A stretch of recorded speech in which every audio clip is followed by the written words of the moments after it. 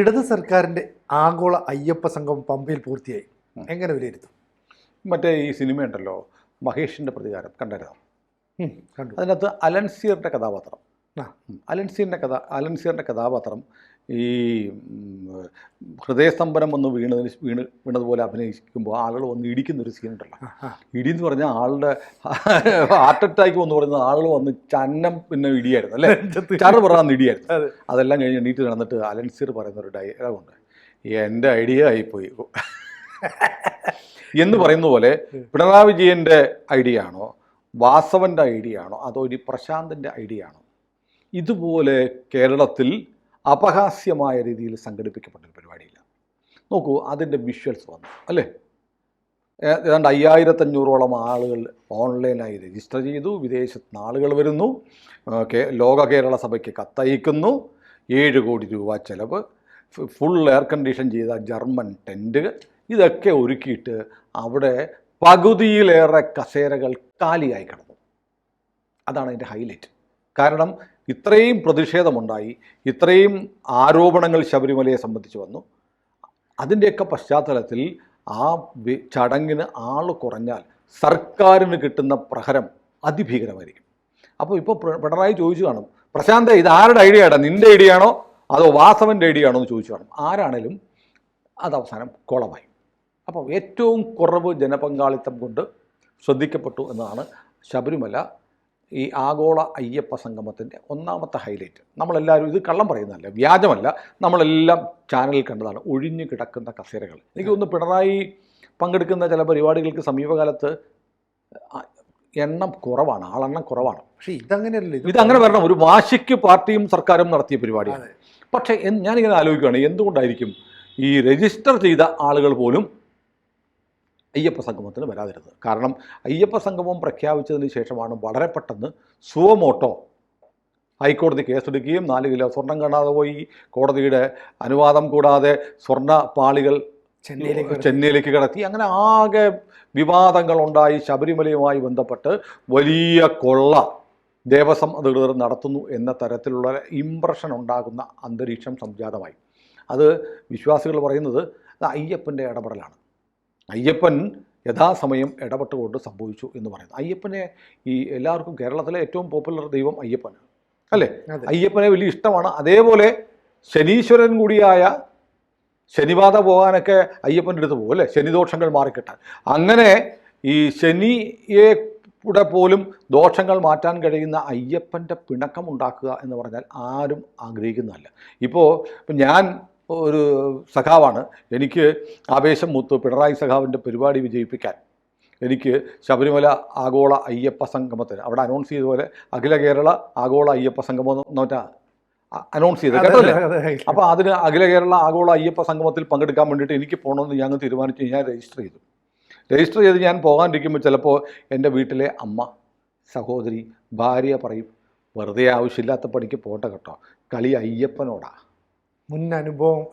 ഒരുപാട് പേർക്ക് ശബരിമല സംഭവത്തിന് ശേഷം ശബരിമലയിലെ ആചാരലംഘനം നടത്താൻ ശ്രമിച്ച ആളുകൾ, അതിനെ സഹായിച്ച ഉദ്യോഗസ്ഥർ, പോലീസുകാരുൾപ്പെടെയുള്ള ഉദ്യോഗസ്ഥർ, ആചാരലംഘനം നടത്തിയ ആളുകൾ, ഇവർക്കെല്ലാം എന്ത് സംഭവിച്ചു? സഖാവ് പിണറായി വിജയന് പോലും അതിനുശേഷം അദ്ദേഹത്തിൻ്റെ ആരോഗ്യനില വല്ലാതെ വഷളായി. അതിനുശേഷം അദ്ദേഹത്തിൻ്റെ കുടുംബത്തെ ആകെ ഗ്രസിക്കുന്ന തരത്തിലുള്ള നിരവധി ആരോപണങ്ങളും അപവാദങ്ങളും പൊന്തി വന്നു. മകള് കേസിൽ പ്രതിയാവുന്ന അവസ്ഥ വന്നു. അങ്ങനെ കേരളത്തിൻ്റെ മുഖ്യമന്ത്രിയുടെ ഇമേജ് ആകെ തവിട് പൊടിയായത് ശബരിമല സംഭവത്തിന് ശേഷമാണ്. അപ്പോൾ ശബരിമലയ്ക്ക് ശേഷം ഉണ്ടായിരിക്കുന്ന ഈ ഒരു ദുരിതം പിണറായി വിജയൻ മുതൽ താഴോട്ട് വന്ന എല്ലാവർക്കും സംഭവിച്ചിരിക്കുന്ന ഒരു ദുരിതം കേരളത്തിലെ എല്ലാ വീടുകളിലും അറിയാം, സ്ത്രീകൾക്കറിയാം. ആണുങ്ങൾ കെട്ടി ഒരുങ്ങി പോകുമ്പം പോയിച്ച് വന്നിട്ട് നിങ്ങൾ പോയി ചെയ്തതിൻ്റെ ഫലം ഞങ്ങളും കൂടെ അനുഭവിക്കണം കേട്ടോ, വീട്ടിൽ വളർന്നു വരുന്ന പിള്ളേരുണ്ട് എന്നൊക്കെ പറഞ്ഞു കഴിയുമ്പോഴത്തേക്ക് ഈ ആളുകൾക്ക്, ഈ വിപ്ലവ രക്തം സിരകളിൽ ഓടുന്ന സഖാക്കന്മാർക്കും ഒന്നൊരു അമാന്തം വരും. വേണോ, വേണ്ട, അയ്യപ്പനെ വേണ്ട, എന്താ പോണ്ട, സീസണിൽ പോയേക്കാം, മണ്ഡലകാലത്ത് പോയേക്കാം എന്ന് കരുതിയിരിക്കാം. നമ്മൾ നോക്കൂ, ഇതിന് ശേഷം ഈ ഒരുപാട് പ്രചാരണങ്ങളുണ്ട്. ജ്യോതിഷികൾ പറയുന്നുണ്ട്. ജ്യോതിഷികളുടെ ഈ ഉപദേശപ്രകാരം കുറേ കാര്യങ്ങൾ പിണറായി വിജയൻ അതിനുശേഷം ചെയ്തു എന്ന് ശബരിമലയിൽ രാത്രിയിൽ ചാക്കിൽ കെട്ടി ആംബുലൻസിൽ കയറ്റി അവിശ്വാസികളായ 2 പെണ്ണുങ്ങളെ അവിടെ കയറ്റി ആചാരലംഘനം നടത്തി നവോത്ഥാന നായകനാകാൻ ശ്രമിച്ച പിണറായി വിജയന് അതിനുശേഷം ഉണ്ടായ മാറ്റം ചില ജ്യോതിഷികൾ പറഞ്ഞതുകൊണ്ടാണ് എന്ന് വലിയ പ്രചാരണമുണ്ട്. അദ്ദേഹം ഈ ശനിദോഷം മാറാൻ വേണ്ടിയിട്ട് കറുത്ത നിറമുള്ള കാറിൽ സഞ്ചരിക്കുന്നു. ആരെങ്കിലും തൻ്റെ മുന്നിലെതിരെ കറുത്ത വേഷം ധരിച്ച് വരുന്നത് കണ്ടാൽ ഹാലിളകുന്നു. പോലീസുകാരെ കൊണ്ട് അവരെ കൈകാര്യം ചെയ്യിക്കുന്നു. വീട്ടിൽ ക്ലിഫ് ഹൗസിൽ ഗോശാല ഉണ്ടാക്കുന്നു. അത് പാട്ട് കേൾക്കാനായിട്ട് പാട്ട് പിന്നെ വേണമല്ലോ. അത് പിന്നെ കന്നുകാലികൾക്ക് കൂടുതൽ കറവയുണ്ടാവാനും ക്ഷേമം ഉണ്ടാകാനും പാട്ട് വെക്കുന്നത് നല്ലതാണ്. ചെടികൾ പോലും പാട്ട് കേട്ടാൽ വളരുമെന്നാണ് പറയുന്നത്. അതിനുശേഷം പിന്നെന്താണ്, പിന്നെ ഇപ്പോൾ ഈ അയ്യപ്പ സംഗമം പോലും പറയുന്നത്, അതായത് പ്രായശ്ചിത്തം എന്ന നിലയിൽ ഒരു ചടങ്ങ് നടത്തണം, അതിൻ്റെ യജമാന സ്ഥാനത്ത് നിൽക്കണം, എന്നിട്ട് ഒരുപാട് പേർക്ക് അന്നദാനം കൊടുക്കണം. അന്നദാനം കൊടുത്തു കഴിഞ്ഞാൽ അത് മാത്രമല്ല, ലോകത്തിൻ്റെ പല ഭാഗത്തു നിന്നുള്ള ആളുകൾ വരണം. അപ്പോൾ നമ്മൾ അന്നദാനം നടത്തുമ്പോൾ വിശ്വാസം ഈ ദോഷങ്ങളൊക്കെ പ്രായശ്ചിത്തം പോലെ അന്നദാനം നടത്തുന്നതിൻ്റെ ഒരു ലക്ഷ്യം എന്നറിയുക, തൻ്റെ പാപം ഡിവൈഡ് ചെയ്ത് പോകണം എന്നാണ് സങ്കല്പമാണ്. അപ്പോൾ ഇങ്ങനെ ഈ അയ്യപ്പ സംഗമം പോലും നടത്തുന്ന അങ്ങനെയാണെന്നുള്ള ഒരു പ്രചാരണം കൂടെ ഇതിനിടയ്ക്ക് നടന്നിരുന്നു. ഞാൻ നോക്കുമ്പോൾ പിണറായി സംസാരിക്കുന്ന പോഡിയത്തിൽ വെച്ചിരുന്നത് അയ്യപ്പൻ്റെ പടമാണ്. പോഡിയത്തിൽ അയ്യപ്പൻ്റെ ചിത്രം ഉണ്ടായിരുന്നു. പിന്നെ ഇതിൻ്റെ പ്രചരണാർത്ഥം വെച്ച പടത്തിൽ അയ്യപ്പൻ്റെയും ബാബറുടെയും മാത്രമേ ഉണ്ടായിരുന്നുള്ളൂ. പിണറായി വിജയൻ്റെയും വാസവൻ്റെയും മാത്രമേ ഉണ്ടായിരുന്നു. സാക്ഷാൽ അയ്യപ്പൻ ഒരു മൂലയ്ക്ക്, ഒരു കറുത്ത വവ്വാല് പോലെ ഒരു മൂലയ്ക്ക് കൊണ്ടുവന്നിക്കരുത്, മൂലക്കൽ അയ്യപ്പനാക്കി വെച്ചു.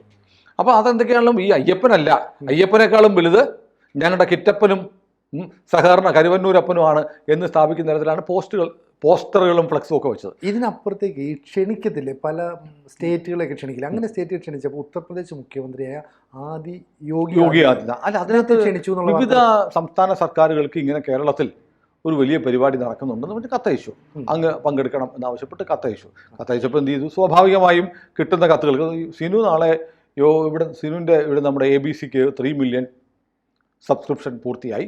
നമ്മൾ മലയാളത്തിലെ ഏറ്റവും ഒന്നാമത്തെ സോഷ്യൽ മീഡിയ അല്ലെങ്കിൽ യൂട്യൂബ് ചാനലാണ് എന്നൊക്കെ പറഞ്ഞൊരു കത്തയച്ചു. നോക്കൂ, യോഗി ആദിത്യനാഥിൻ്റെ ഒരു ആശംസാ സന്ദേശം വരും. കൺഗ്രാജുലേഷൻ, നിങ്ങൾ എടുക്കുന്ന എഫർട്ടാണ്, നേഷൻ ബിൽഡിങ്ങിന് വേണ്ടിയിട്ട് നിങ്ങൾ ചെയ്യുന്ന ശ്രമങ്ങൾ സുത്യർഹമാണ്, മാധ്യമ പ്രവർത്തനം എന്ന് പറഞ്ഞാൽ ജനാധിപത്യത്തിൻ്റെ ശക്തിയാണ് എന്ന് പറഞ്ഞ് യോഗി ആദിത്യനാഥ് ഒരു ഒപ്പിട്ട് കത്ത് വരും. അതുപോലെ എല്ലാ മുഖ്യമന്ത്രിമാർക്കും കത്തയച്ചിട്ടുണ്ട്. അവിടെ നിന്ന് ഒരു മറുപടി വന്നു. അതെന്തായാലും VN വാസവൻ വായിച്ചു. അപ്പോൾ യോഗി ആദിത്യനാഥ്, ബഹുമാനപ്പെട്ട ഉത്തർപ്രദേശ് മുഖ്യമന്ത്രി യോഗി ആദിത്യനാഥിൻ്റെ കത്ത് ഞാൻ വായിക്കുന്നു എന്ന് പറഞ്ഞ് VN വാസവൻ വായിച്ചതിൻ്റെ ഉദ്ദേശം വേറെയാണ്. വേറെ പല മുഖ്യമന്ത്രികളുമാരുടെയും കത്ത് കിട്ടിയിട്ടുണ്ട്. കർണാടക മുഖ്യമന്ത്രിയുടെ കത്തുണ്ടായിരിക്കും. ഇതൊക്കെ വായിക്കാതെ യോഗിയുടെ മാത്രം വായിച്ചതിൻ്റെ ഒരു കുത്തിത്തിരിപ്പ്.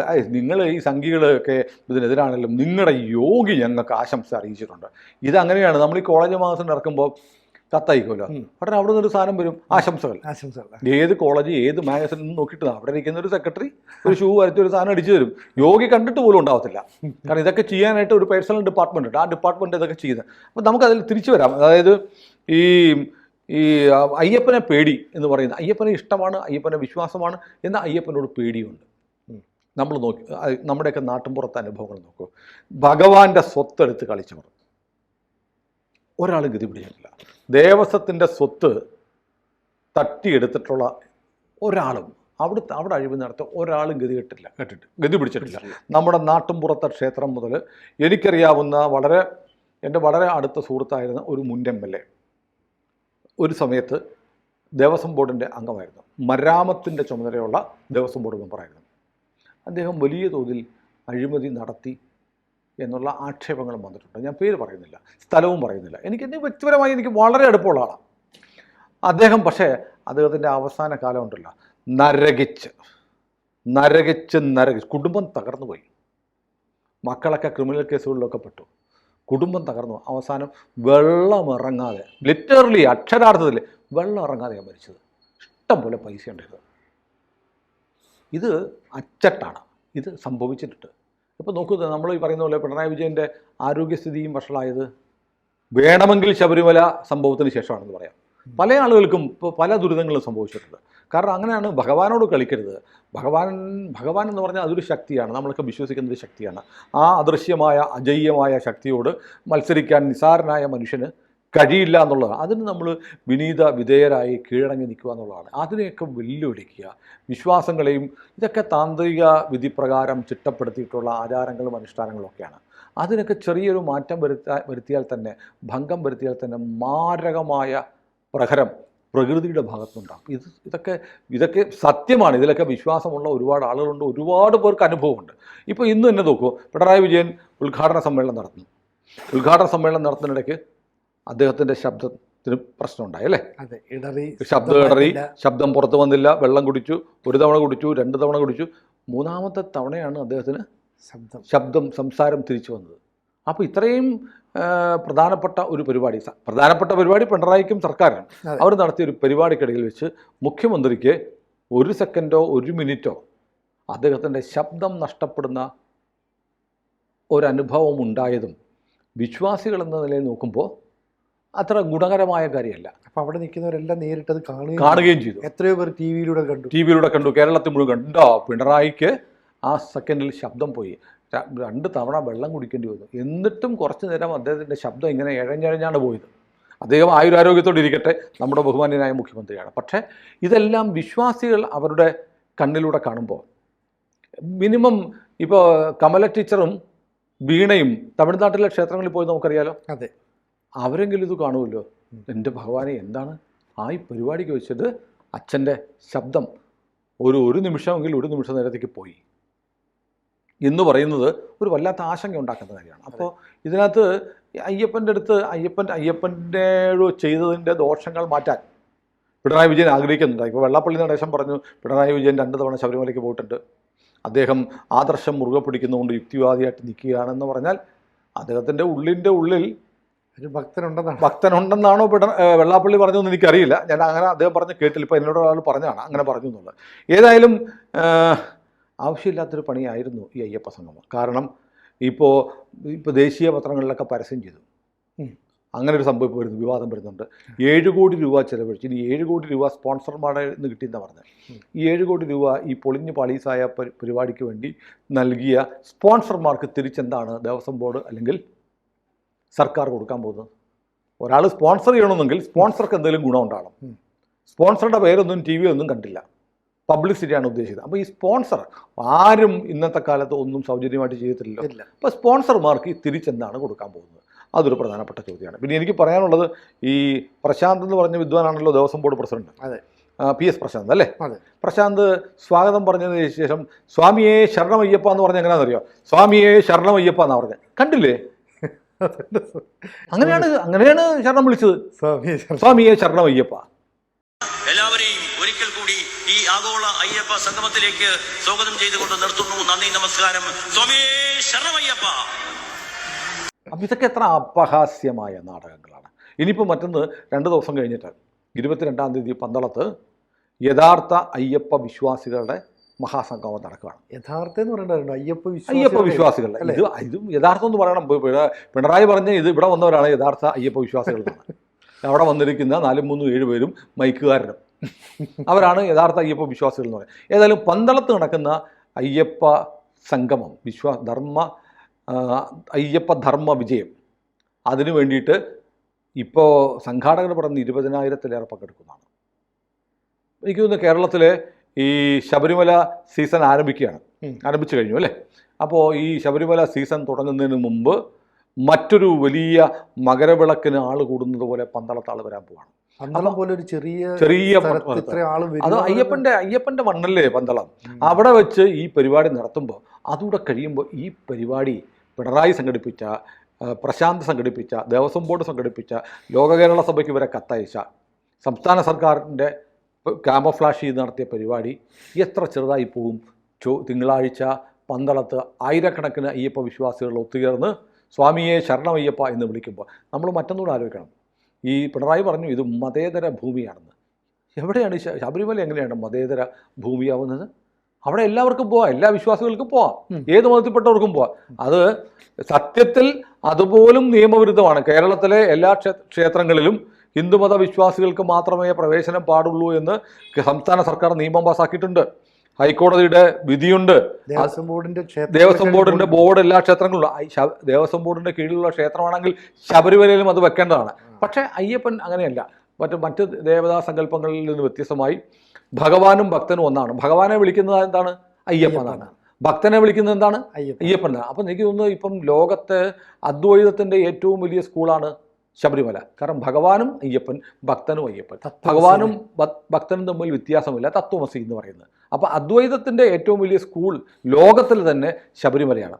അതൊരു വ്യത്യസ്തം. അവിടെ എല്ലാവർക്കും പോകാം. കാരണം ക്രിസ്ത്യാനിയാണെങ്കിലും അവൻ മുസ്ലിം ആണെങ്കിലും ഭഗവാന്റെ അംശം തന്നെയാണ്. അതിപ്പോൾ ഈ എല്ലാ ദേവതകളും ഹിന്ദു സങ്കല്പം അങ്ങനെയാണല്ലോ. തൂണിലും തുരുമ്പിലും എന്നിലും നിന്നിലും കല്ലിലും മണ്ണിലും എല്ലാം ഈശ്വരനുണ്ട് എന്ന് കരുതുന്നവരാണ് ഹിന്ദുവിൻ്റെ വിശ്വാസം.